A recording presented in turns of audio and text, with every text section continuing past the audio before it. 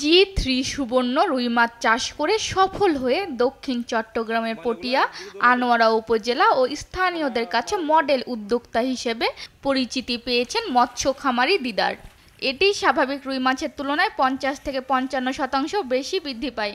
মাছটির রোগ প্রতিরোধ ক্ষমতা বেশি, খেতেও বেশ সুস্বাদু। 2018 সালে মমতা এনজিও থেকে 50,000 টাকা ঋণ ও প্রশিক্ষণ নিয়ে 2টি পুকুরে পোনা ও মাছ চাষ শুরু করেন দিদার। এতে অনেকের কর্মসংস্থান হয়েছে। আমার টোটাল প্রজেক্ট আছে 12টার মধ্যে আমি এই 4টাতে নার্সিং করি। এর মধ্যে আপনার নাইলুটিকা, পাঙ্গাস, তারপরে কার্প জাতীয় মিশ্র মাছ। সুবর্ণ রুই জিপিতে রুইতে 30-35 হাজার টাকা খরচ হয়েছে, আরও 20-30 হাজার টাকা খরচ হবে ইনশাল্লাহ, হতে পারে।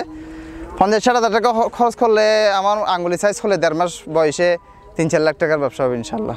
বর্তমানে 700 শতক জমির 12টি পুকুরে মাছ চাষ করছেন দিদার। কার্প জাতীয় রেণু পোনা চাষের মাধ্যমে 3 মাসে মাত্র 60,000 টাকা ব্যয় করে 3.5 লাখ টাকা আয় করেন। তার এমন সফলতায় এখন অনেকে আসছেন মাছ চাষে। প্রান্তিক খামারিদের প্রশিক্ষণের পাশাপাশি ঋণ দিয়ে সহযোগিতা করে মমতা এনজিও।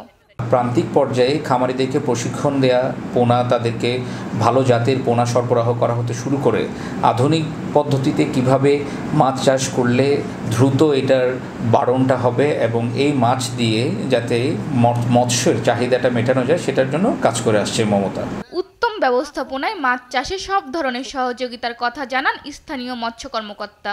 আমাদের একজন খামারি ডাঙ্গারচর কর্ণফুলী, সে সুবর্ণ রুই, আমরা জানি সুবর্ণ রুই আমাদের 4র্থ প্রজন্মের রুই, যার উৎপাদন ফিল্ড লেভেলে দেখা যায় যে অন্যান্য আমাদের রুইয়ের চেয়ে প্রায় 30 থেকে 35 গুণ বেশি।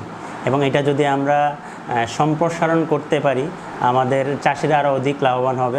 এখন প্রতি বছর 9 থেকে 10 লাখ টাকা আয় করছেন খামারি দিদার। নিউজ ডেস্ক, দেশ টিভি।